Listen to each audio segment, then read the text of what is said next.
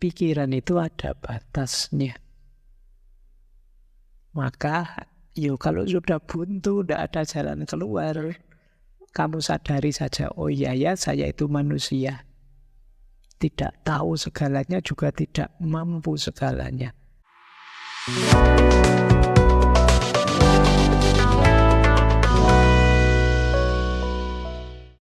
Ini salah satu cara kita berliterasi menghadapi dunia digital hari ini yang luar biasa dengan banjir informasinya. Saya lanjutkan. Pelajaran lagi dari Murphy's Law apa? Tadi kan isinya negatif-negatif semua. Mari kita mulai latihan. Kalau di dunia ilmu sosial namanya disaster management. Disaster management itu manajemen bencana. Bencana level kecil lah, kayak tadi kamu ngantri tidak selesai-selesai, kamu itu kan bencana sebenarnya. Meskipun kecil, kalau tidak siap kan membawa pengaruh tadi, kamu stres, kamu kecewa, kamu malu dan lain sebagainya. Mulai ayo belajar pelan-pelan di level individu, tidak apa-apa. Disaster management, tanggap bencana, juga mampu menanggulangi bencana. Tanggap kalau kita mengalami peristiwa pahit dan mampu menanggulanginya. Jadi sebenarnya dari sisi ilmu bencana secara luas sebenarnya untuk macam-macam, termasuk bencana alam. Tapi kan kesulitan-kesulitan kecilmu tadi kan sebenarnya ya setara saja dengan bencana. Kalau bencana besar ya kesulitan besar. Jangan diremehkan yang kecil-kecil tadi, karena kadang-kadang kecil-kecil bolak-balik kamu jengkel. Terus kamu ngamuk. Terus akhirnya ketemu masalah besar. Dari yang kecil jadi masalah besar. Dan sering kamu lihat di TikTok itu orang disalib tidak terima. Terus jotosan di jalan. Terus akhirnya urusan polisi. Terus viral. Wajahmu nyebar di mana-mana. Kamu nangis-nangis minta maaf ya. Nah itu kemampuan disaster manajemennya kurang bagus. Ayo kamu latihan. Tadi kan ada asumsi cirinya Murphy's Law itu kan orang yang kurang mampu mengendalikan diri. Yuk kamu latihan, kendalikan dirimu. Dan ini mungkin sejenis keterampilan. Jadi latihan mengendalikan diri. Kamu harus siap mental, siap material, siap sosial, siap spiritual menghadapi kesulitan hidup. Hidupmu tidak akan senang terus, tidak akan bahagia terus, tidak akan nyaman terus. Siap menghadapi yang tidak nyaman, yang tidak menyenangkan, yang tidak membahagiakan, akan sangat berat. Ya kita prihatin beberapa waktu belakangan banyak sekali cerita-cerita mahasiswa yang suicide, bunuh diri.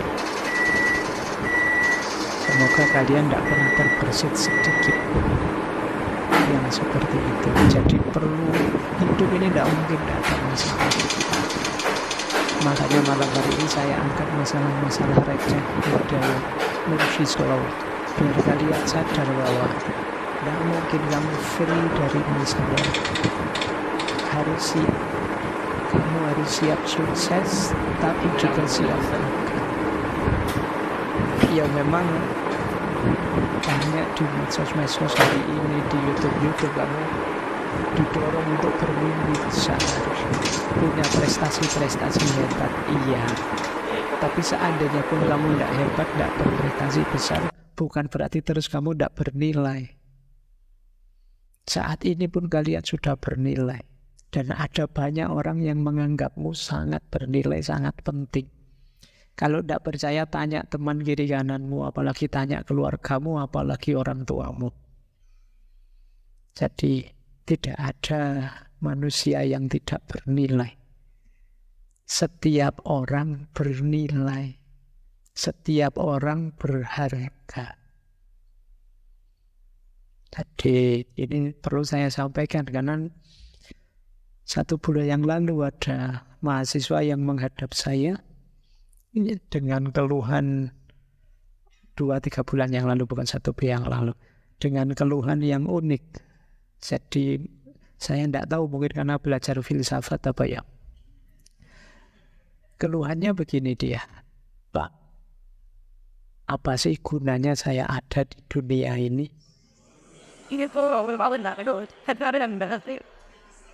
Lah ya,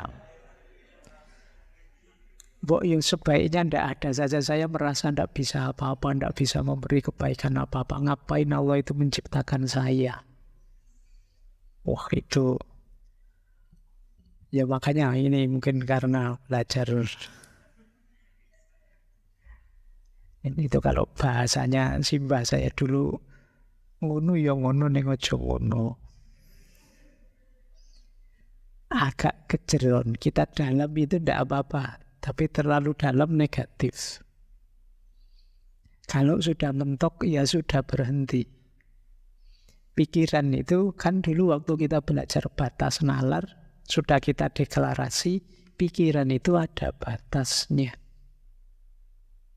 Maka, kalau sudah buntu, tidak ada jalan keluar, kamu sadari saja, oh iya ya, saya itu manusia.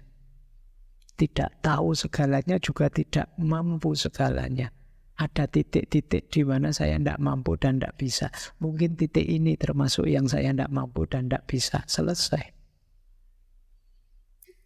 Kalau tidak begitu, terus jatuhnya kamu overthinking. Kalau sudah overthinking, hidup ini rasanya rumit dan ruwet saja. Kamu lupa bersyukur. Kemudian lupa bahwa masih banyak tanggung jawab yang harus kita jalankan. Jadi latihan ya, paling tidak kalian coba bangun dirimu sendiri model disaster management ini. Ada istilah menarik, kalau ini saya ngertinya dari dunia komputer, file save system. Ini yang ngerti komputer mesti ngerti ya.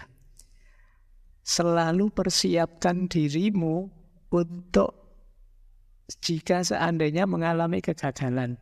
Kalau komputer itu titik file save itu begitu error, tidak ngaruh karuan, kamu reset saja kembali ke awal.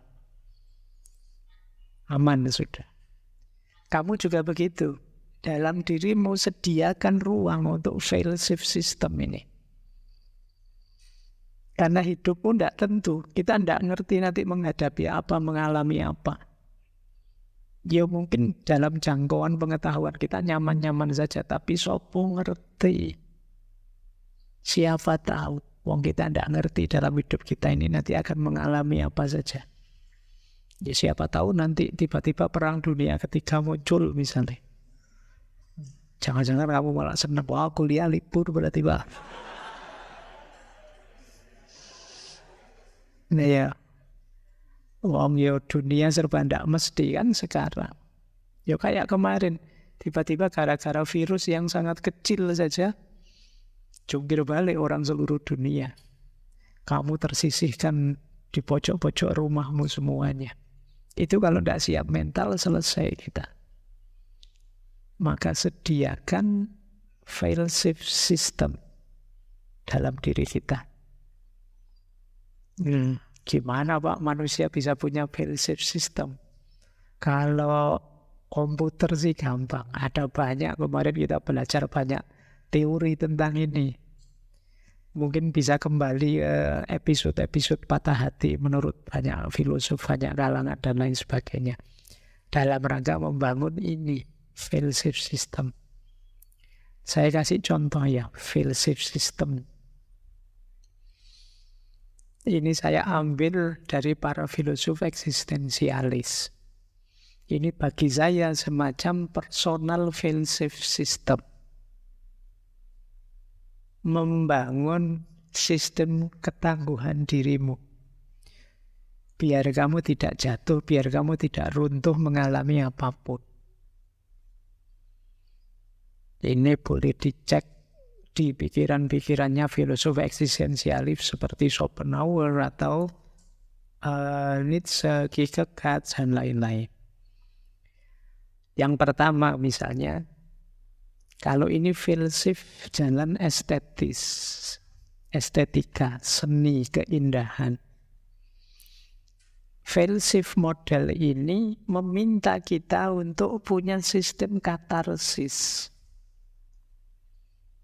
yang mampu membuat kita melampaui ruang waktu hidup kita. Katarsis itu semacam pelampiasan. Biasanya memang ranah katarsis ini ada di dunia estetik. Lagu, film, apalagi tari, apa saja monggo yang bisa jadi pelampiasanmu.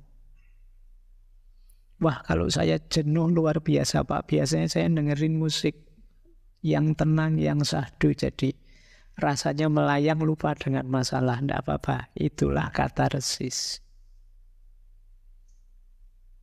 Terserah, mungkin ada Pak, kalau saya tidak begitu Pak. Saya itu kalau sudah jenuh, pol habis, ya saya jalan pokoknya. Entah jalan-jalan kemana, kalau lelah balik lagi. Apa sepedaan saya Pak, atau monggo saja. Ini katarsis namanya.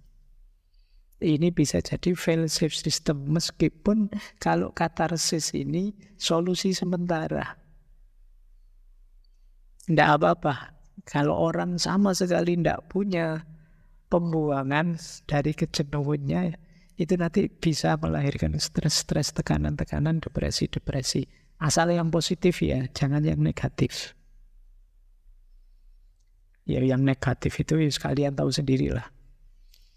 Saya tidak perlu mencontohkan. Yang masih dalam koridor positif, kamu mau dengerin musik mungkin oke. Kamu mau Pak, saya biasanya kalau jenuh itu nonton drakor Pak. Ya tidak apa-apa, wis nonton saja. Kalau kamu yang membuatmu lega, membuatmu nyaman. Saya ngaji Pak, alhamdulillah. Loh, ya kan tidak apa-apa, bagus yang mau ngaji.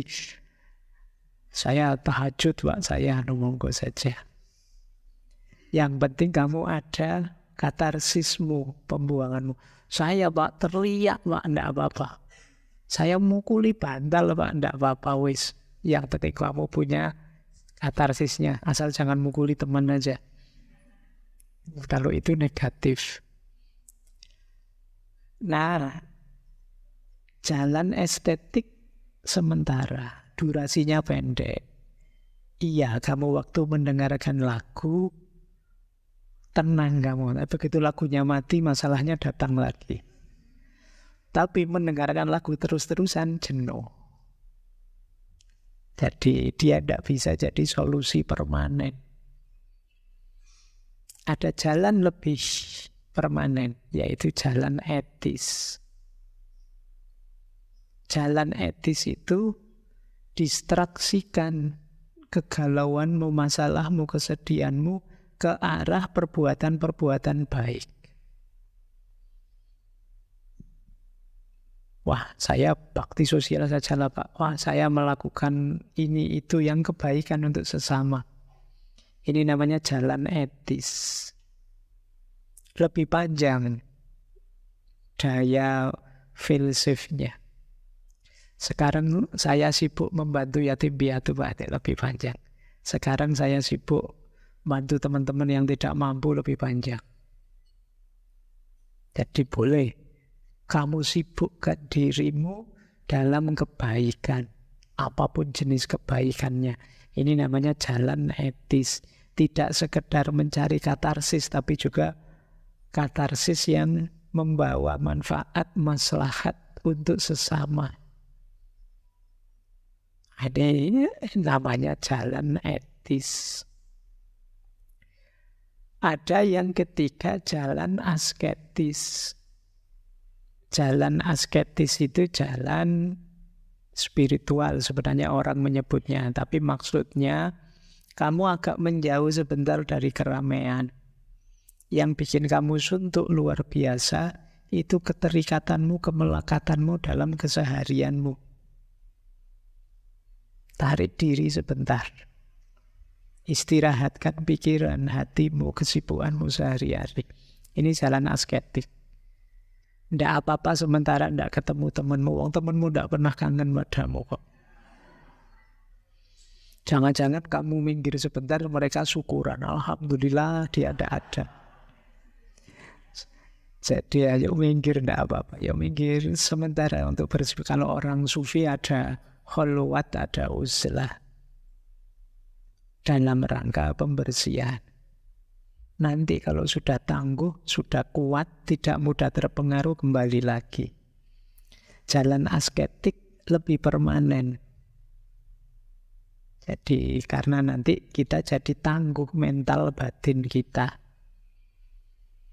Ayo ya, kamu bangun sendiri. Saya tidak tahu kamu mampunya di level mana membangun fail-safe system ini.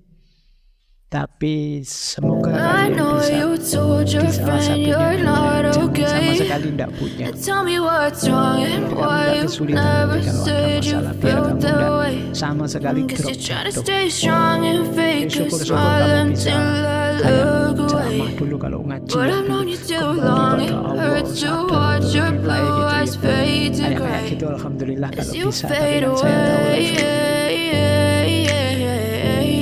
kalau dipaksa terlalu tinggi malah kamu cari sendiri apa yang katarsis dari Yeah, I'm about to fade away, cause every time I wake up I feel like it's Monday. Something's going wrong with all the chemicals up in my brain. All of a sudden I don't look at anything the same way. Gotta build up of my thoughts sitting in an ashtray. I'm sorry that I'm so inconvenient, okay. Just let me be me and I'll stay out of your way. I can see the way you look at me, I'm such a disgrace. I never really asked to be brought into this place. You wanna love me? Well then baby I have a taste. All the highs and the lows, no you'll never be the same. I don't really wanna hurt you but I can't control the pain. If you're sticking by my side, maybe we could be okay. Okay, maybe you could be the change I need today. I promise that I've never felt this way. I really hope that you will choose to stay through all the pain. I know you told your friend you're not okay. Tell me what's wrong and why you never said you felt that way. Kadang-kadang kan Try to stay strong and fake a smile until I look away. sekedar laptop But I've known you too long, it hurts to watch your blue eyes fade to gray listrik mati juga as you apalagi fade sinyal away. tiap hari begitu kan depresi akhirnya kali ya. As you fade away. Ini saya awali dari secara psikolog. As you fade away.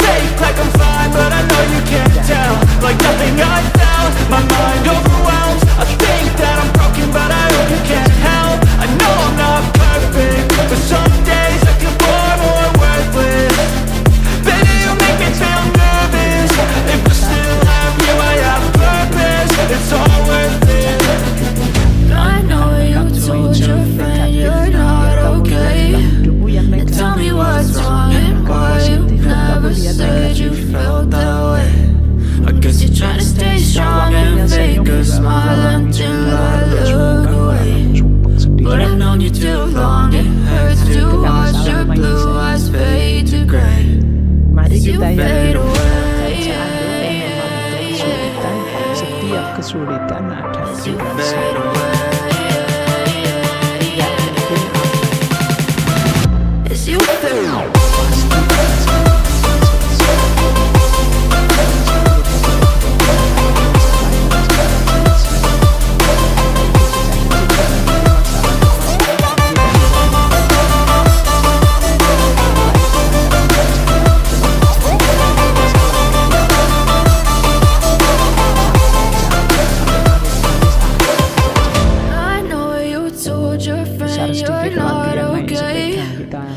tell me what's wrong and why you never said you felt that way. Sekolah awalnya Cause you're nangis-nangis trying to takut stay strong lama-lama and ya fake a udah. smile Hidup until kita I itu dari look masalah away. ke masalah, But I've semakin known kita you bisa too menang long, dan it kita tambah hurts to tangguh. watch your Dan blue setiap eyes masalah fade to gray. sementara.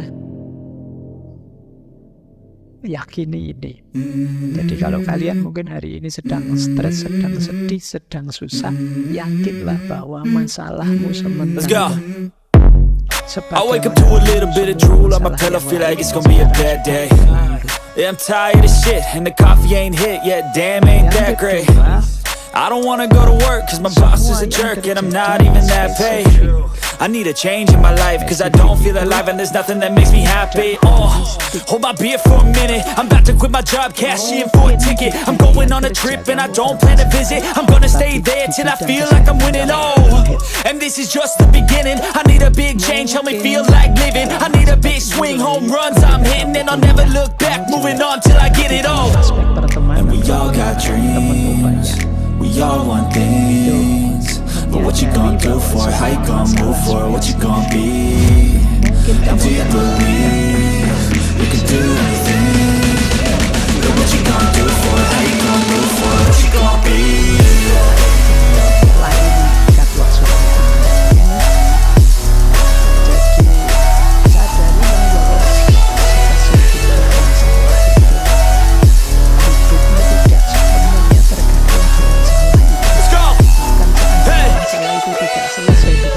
Yeah, this is my life, my strife, my right to fight, to die on.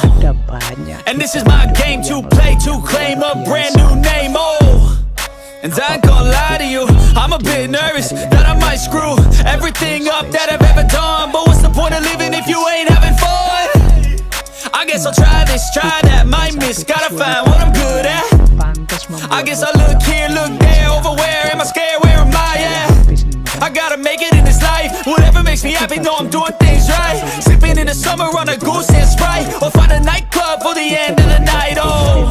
And we all got dreams, we all want things, but what you gonna do for it? How you gonna move for it? What you gonna be? And do you believe you can do anything? But what you gonna do for it? How you gonna move for it? What you gonna be?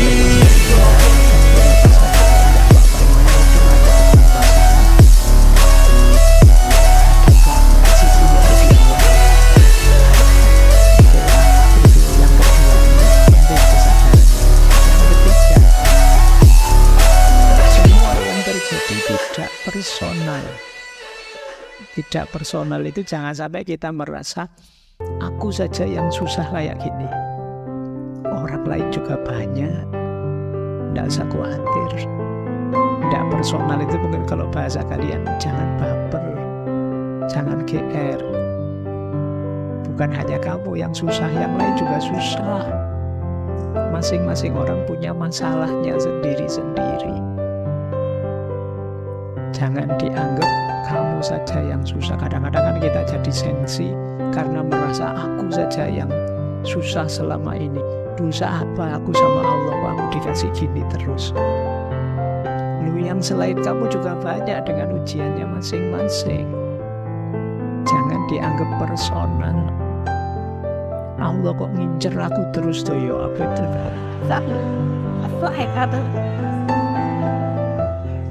Iya. Yo yang lain gitu loh, aku terus yang dibikin susah itu ya. Enggak, kamu jangan kegeeran. Jadi yo jangan dianggap personal lah. Enggak, semua orang ujian itu maknanya luas sekali. Jangan-jangan itu justru bukti sayangnya Allah padamu. Boleh diulang kembali dulu patah hati dari perspektif sufisme. Dan yang terakhir tentu saja semua yang terjadi ada hikmahnya. Ada pelajaran yang bisa kamu ambil untuk hidup jadi lebih baik dari semua kemalangan tadi. Nah, kalau itu solusi praktis. Yang kanan itu. Yang pertama apa? Tenang, turunkan tensi, ambil nafas dalam-dalam. Meditasi boleh untuk menenangkanmu. Kalau sulit, talk to someone, have a deep meaningful conversation. Cari teman untuk saling curhat, berbagi. Itu gunanya punya sahabat. Di temennya juga begitu, latihan jadi pendengar yang baik. Jangan latihan jadi ustadz, dikit-dikit ceramah, sebel temenmu nanti. Temenmu bau lu curhat apa, kamu sudah ceramah, waduh haram kayak gitu, qala Allah Ta'ala mas. Nggak jadi curhat temenmu, dia tambah stres, kamu tambah ngancam neraka kayak gitu, itu neraka. Tambah depresi dia. Oke ya, cari teman yang enak diajak curhat, jadilah kalian teman yang enak dicurhati. Kalau bisa, kalau memang sulit, cari, lakukan sesuatu yang bisa mendistraksi pikiran, biar nggak stuck di situ terus.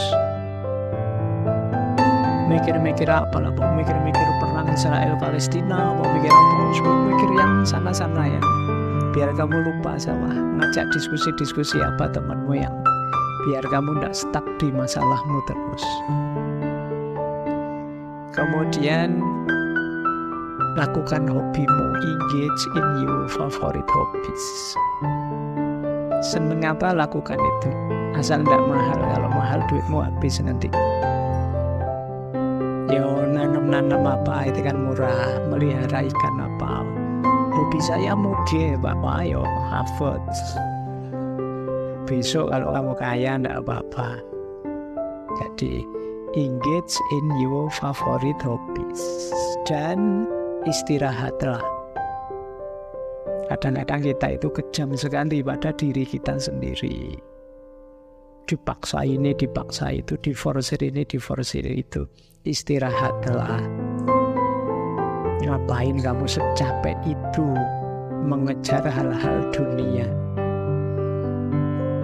Ambil nafas, istirahat. Entah cara istirahat yang seperti apa yang kamu inginkan, tapi istirahatlah.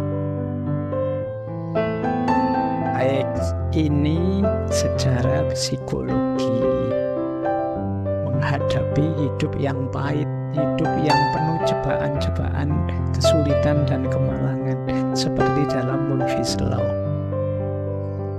Kita lanjutkan. Nah, sekarang filsafat. Ini saya kumpulkan kalimat-kalimatnya para filosof eksistensialis. Dulu pernah saya singgung kalimat-kalimat ini sebentar. Secara rasional perhatikan kalimat ini. Yang pertama, man can do what he will, but he cannot will what he will.